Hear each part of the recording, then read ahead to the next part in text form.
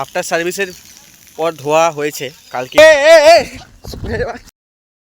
তো hello guys, welcome to another video. তো আজকে আবার এসে গেছি আমার বাইকের রিভিউ ভিডিও নিয়ে, কারণ সেকেন্ড সার্ভিস হয়ে গেছে এবং অনেকটাই টাইম চলে গেছে সেকেন্ড সার্ভিস করে। মোটামুটি এখন আজকে 6 তারিখ আর 7 তারিখ আজকে, আর ওখানে 16, তাহলে মোটামুটি 21 দিন হয়ে গেছে, মানে 3 সপ্তাহ প্রায় গাড়ি চালানো হয়ে গেছে।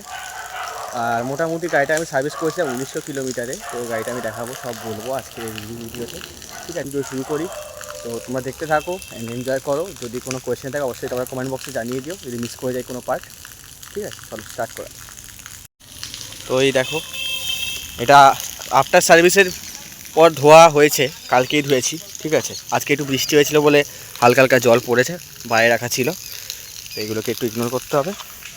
তো গাড়ি এখন অবধি আমার চলে গেছে মোটামুটি, স্টার্ট করি, 2238। গাড়ি রিজার্ভে আছে, ওটাকে একটু ইগনোর করো তোমরা। ঠিক আছে, এটা বন্ধ করে দিলাম। এবার ব্যাপারটা হচ্ছে সেকেন্ড সার্ভিসের গল্পটা যদি বলি, যে কী হয়েছিল। সেকেন্ড সার্ভিস ছিল 16, মানে গত মাস 16 তারিখ, মানে 16 সেপ্টেম্বর। ঠিক আছে, 16 সেপ্টেম্বর গাড়িটাকে সার্ভিস করাতে নিয়ে গেলাম। তো এবার ভেবেছিলাম যে ঠিক আছে বসেই করি, বাট এই বসে করতে গিয়ে গাড়িটাকে সকাল আমি 9:30টায় নিয়ে গেছি, 9:30 না 8:30, সরি 8:30টায় নিয়ে গেছি, বিকেল 4:30টায় ঘরে এসেছি। ঠিক আছে, আমার গাড়ির নাম্বার মানে কত নম্বরে ছিল না, 28 নম্বরে ছিল। 28 নম্বরে থাকার পরেও ওরা বলছে হবে হবে, দাঁড়াও করে ঘোরালো। ঠিক আছে, অনেকক্ষণ ঘোরালো। সার্ভিস খুব একটা যে ভালো বলবো আবার সেটা বলতেও পারছি না, কারণ যখন আমি উপরে, মানে গাড়িটা এখন উপরে তুললো সার্ভিস করার জন্য, মানে ফার্স্ট ফ্লোরে যেহেতু তুলতে হয় গাড়ি সার্ভিস করার জন্য, গ্রাউন্ড ফ্লোরের জায়গায়, গ্রাউন্ড ফ্লোরে গাড়ি সাজানো থাকে। ঠিক আছে, গ্রাউন্ড ফ্লোরে গাড়ি সাজানো থাকে, ফার্স্ট ফ্লোরে সার্ভিসিং হয়। তো সার্ভিসিং করতে নিয়ে গেল যে ছিল, মানে যে সার্ভিস করবে, তো তাকে বলে আমি দেখবো, বললো হ্যাঁ আসো। গেলাম, এবং ওখানকার যে অথরিটি তাদেরকে একটা কোয়েশ্চেন আছে, ভাই পয়সাটা আমরা দিচ্ছি, আমরা দেখে করব, তুমি কে হও বলার যে গাড়িটা আপনি দেখবেন না, আপনি যান এখান থেকে। আমি তখন কিছু বলিনি, বলছি ভিডিও করা যাবে না। মানলাম ভিডিও করা যাবে না, পলিসি আছে, মানা যাবে করা, কিন্তু তাই বলে যে একটা গাড়ি সার্ভিস হচ্ছে, আমার গাড়ির সার্ভিস আমি দেখবো না যে গাড়িটা কী হচ্ছে, কী করলো না করলো আমি দেখবো না? তো আমি জানি না কী করেছে। ঠিক আছে, সার্ভিস করতে নিয়ে গেল হচ্ছে তোমার 1টার সময়, বার করলো প্রায় তোমার 2:30। ঠিক আছে, আনলো নিচে, তারপর নিচে ওয়াশ করা থেকে আরও আধ ঘন্টা কাটালো, তারপর পলিশ করে বার করতে করতে 3:30 পৌনে 4টে, সেখান দিয়ে সব ডকুমেন্টস দেখিয়ে ঠেকিয়ে বার করতে গিয়েই 4টে। তারপর ওখান থেকে বার করার পর হলো মোটামুটি 4:30-এর মধ্যে বাড়িতে এলাম। তো ঠিক আছে, সেটা করে গল্পটা বলে দিলাম। প্রথমে আমি সার্ভিসের রিভিউটা দিয়ে দিলাম, যে আমার মানে যদি রিভিউ যে 5 স্টার রেটিং করি, 5 স্টারের মধ্যে তোমাকে দেবো 3 and 2, মানে 3.2। ঠিক আছে, 3.2 আমি দিতে চাই, এর থেকে বেশি আর এক্সপেক্ট করতে পারবো না, কারণ ওদের সার্ভিসিং আমি প্রথমবারও বলেছিলাম ভালো হয়নি, সেকেন্ড টাইমও দেখলাম। আরেকটা যেটা হচ্ছে, আমি এএমসি করতে হয়েছে আমার, যেহেতু গাড়ি আমার সেকেন্ড সার্ভিস মিস হয়ে গেছিলো। ঠিক আছে, ভেবেছিলাম করাবো না, কিন্তু সেকেন্ড সার্ভিস না করালে ইঞ্জিনের 12টা বাজতো, সেটা বুঝতে পেরেই হাতে হাতে আমি ওটা এএমসি করে করলাম। এএমসিটা কীভাবে জানতে চাইছো, এএমসি জিনিসটা কী? Annual maintenance contract.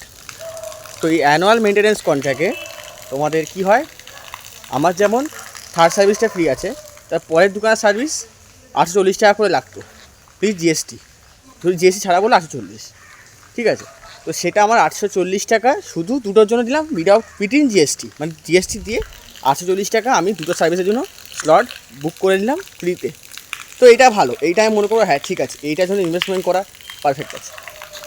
বাট গাড়ির জন্য যে আমি তেলটা দিচ্ছি সেটা চেঞ্জ করলো কি না, হ্যাঁ আমার সামনে তেলটা খুলেছে, উঠবো দেখতে পাই, তারপর যাই না, তারপর হিস্ট্রি কী হয়েছে ভেতরে আমি নিজেও জানি না, কী অপারেশন করে জানি না। তবে এটা ভালো বলি যে হচ্ছে আমার যে গাড়ির যে ডিস্ক ব্রেক, যে ক্যালিপার, এগুলোকে খুব ভালো করে ওরা মেনটেনেন্স করেছিল, যেমন বলেছে জন পড়ে গেছে, এখন হচ্ছে জন পড়েছে আবার।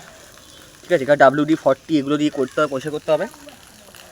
তো গাড়ির এখন যদি বলি মাইলেজ কত দিচ্ছে, বাড়িতে আমি 3খানা কন্ডিশানে করেছি, 3টে কন্ডিশান। এক হচ্ছে আমি নিজে একা, সেকেন্ড হচ্ছে 2জনকে নিয়ে, আর ট্রিপল হচ্ছে 3জনকে নিয়ে। 3জনের মধ্যে একজন হেলদি ছিল, আর আমি তো নিজে চালাচ্ছিলাম, আর একজন রোগা ছিল। ঠিক আছে, 3টে কন্ডিশানকে মিলিয়ে মোটামুটি গাড়ি এখন অবধি 60 kmph এর মাইলেজ দিচ্ছে। ঠিক আছে, যেটা খুব খারাপ নয়। র্যাপিডো করে যা চাও তারা এই গাড়ি এখনও অ্যাফোর্ড করতে পারো, কিন্তু সার্ভিসের দিক থেকে তোমাদের দেখতে হবে যে সার্ভিস কতটা ভালো দিচ্ছে কতটা ভালো দিচ্ছে না, ঠিক আছে। তো এখন যদি বলি একটা ইঞ্জিনের টিকটিক আওয়াজ তোমাদের বলেছিলাম, ট্যাপেটের সাউন্ডটা রিসেন্টলি আবার শুরু হয়েছে। গাড়ি সার্ভিস করে আনার পর ছিল না, মোটামুটি অনেক দিন ছিল না, প্রায় দুদিন চালিয়েই ছিল না। এই কত 2-3 দিন হয়ে গেছে টিক টিক টিক টিক আবার আওয়াজ শুরু হয়েছে, মানে ট্যাপেটের প্রবলেমটা আবার শুরু হলো, ঠিক আছে। তারপর আমি বুঝতে পারছি না একটা জিনিস, এই দাগটা কী করে হলো, এখানে একটা দাগ রয়েছে একটা, এই দাগটা আগে ছিল না। এই দাগটা কোথা থেকে এলো আমি এখনও অবধি বুঝে উঠতে পারিনি, এটা আমার বোঝার বাইরে। জানি না, হতে পারে হয়তো আর ছিল, আমি নোটিস করিনি, ঠিক আছে। পলিশ করেছিল যেমন পলিশ প্রত্যেকবার করে, কিন্তু এখন নোংরা হয়ে গেছে গাড়ি, ঠিক আছে। তাও আমি ধুয়েছি ভালো করে, ধোয়ার জন্য একটু হয়ে রয়েছে, ঠিক আছে। আর সার্ভিস রিমাইন্ডার এরপর বলেছে জানুয়ারি মাসে আবার একটা হবে, ঠিক আছে, থার্ড সার্ভিস। আর সিনথেটিক অয়েল আমি নিইনি, সিনথেটিক অয়েল নিলে ওটা 4000 কিলোমিটার অবধিও তোমার চলতে পারতো, ঠিক আছে। তো এখন যদি বলি গাড়ির কমফর্ট কি এখন ভালো চলছে, যখন দেখছি আমি জিনিস গাড়িতে যখন বসছি, আমি বসলে কিছু হচ্ছে না, পিলিয়ানে কেউ বসলে একটু নেবে যাচ্ছে, মানে এটা অনেকটাই নেবে যাচ্ছে, ঠিক আছে।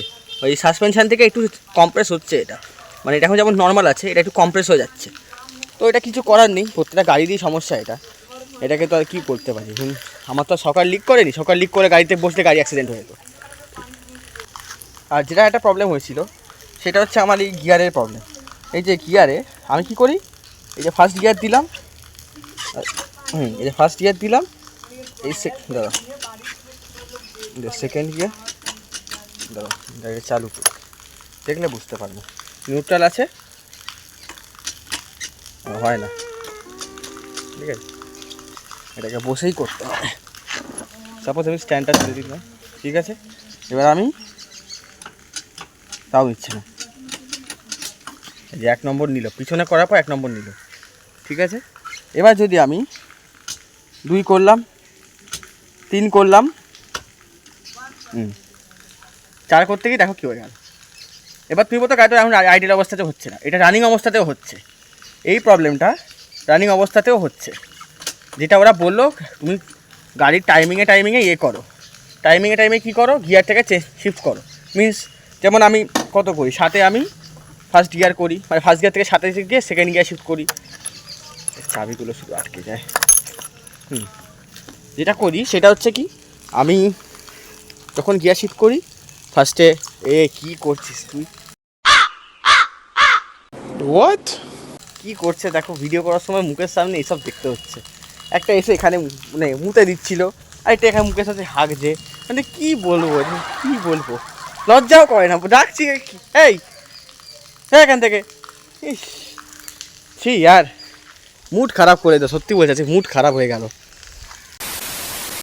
তারপর যেটা বলছিলাম, এখন ব্রেকিংটা ভালো করেছে কী বলো, আগে যেমন এই যে ব্রেকটা মারছি, এই ব্রেকটা তোকে লক হয়ে যেত, এই ব্রেকটা এখন লক হয় না, এবিএসের মতো কাজ করছে। এটা সার্ভিস সেন্টার থেকে করে দিচ্ছে।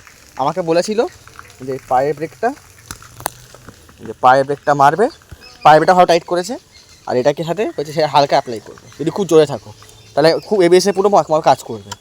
তো তাই করছে, এবিএসের মতনই কাজ করছে, ঠিক আছে। ব্রেক লক হচ্ছে না, খুব একটা লক হচ্ছে না। হ্যাঁ, যদি পুরোভাবে চেপে দাও তাহলে ইনস্ট্যান্ট লক হয়ে যেতে পারে, সেটা আমি এখন অবধি প্র্যাকটিক্যালি করিনি, করার প্রয়োজনও পড়েনি। জোরে চালালেও এরকম নর্মাল হালকা চাপলেই ব্রেক ধরে যাচ্ছে, মানে খুব স্মুথ হয়ে গেছে ব্রেকিংটা। আর ইঞ্জিন তো রিলায়েবল প্রথম থেকেই ছিল, ইঞ্জিনকে তো কোনো কথা বলাই যাবে না, ইঞ্জিন তো একদম স্মুথ, কোনো ভাইব্রেশানই নেই। যতক্ষণ না গিয়ার মেনটেন করে চালানো ততক্ষণ কোনো ভাইব্রেশানই নেই, সাইলেন্সার থেকে কোনো ধোঁয়া নেই। অলরেডি তো তোমরা জানো যে এখানে অক্সিজেন সেন্সার আছে, তো কোনো প্রবলেম হওয়ার চান্সেস নেই, কিছু হলে ইসিউ ডিটেক্ট করে নেবে, তো তার জন্য কোনো অক্সিজেন সেন্সারের কারণে কোনো রকম পলিউশনও হবে না। তো টেল ল্যাম্পটাও দেখতে পাবো, টেল ল্যাম্পে হেভি লাগে, ঠিক আছে। মানে গাড়িটা একটা অ্যাকচুয়ালি বলতে গেলে বিস্ট, এই গাড়ি সবাইকে টক্কর দিতে পারে, ঠিক আছে। মানে সত্যি কথা জানি না আমার হাতে বই টক্কর দিতে পারছে নাকি সবার হাতেই পারে, এটা আমি জানি না, বাট আমার হাতে মোটামুটি এখন অবধি হন্ডা ইউনিকর্নকে টক্কর দিয়েছে আমার হাতে, এই গাড়িটা আমার পালসার N160কে টক্কর দিয়েছে, ঠিক আছে। তারপর আর টক্কর দিয়েছে কাকে বলি, সিবিকে করতে পারিনি, ঠিক আছে। হর্নেটকে টক্কর দিয়েছে, ঠিক আছে। হর্নেট 120i পেরেছি তোমরা জানো, কিন্তু এখন তো এই গাড়িটা এসে গেছে, তো ওটা ভাবে লাভ নেই, এটা নিয়েই কথা বলবো। চেনটা ওরা লিউপ করে দিয়েছিল, বাট এখন আমি কন্ডিশান যাই না, তোমরা দেখতে পাচ্ছ কিন্তু লাইটটা জ্বালাই, ঠিক আছে। দেখি কন্ডিশানটা কীরকম, জুম করি, দেখি তো, শেট পুরো রাস্ট খেয়ে গেছে। কারণ তোমরা যারা যারা আমার ভিডিও দেখেছো যে গাড়ি জলে ডুবে গেছিলো তারপর রাস্ট খেয়েছে, তাহলে আমাকে এটাকে লুপ করাতেই হবে। এটা আমি লুপ করাতে পারিনি কারণ কাজের সময় পাচ্ছি না ভাই, সময় সত্যিই পাচ্ছি না। ঠিক আছে এবার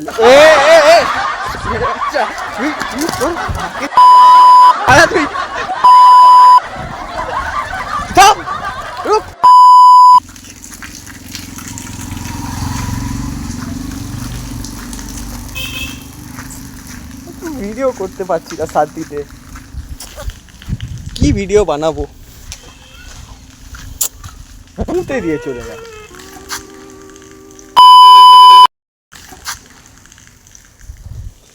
ফাক,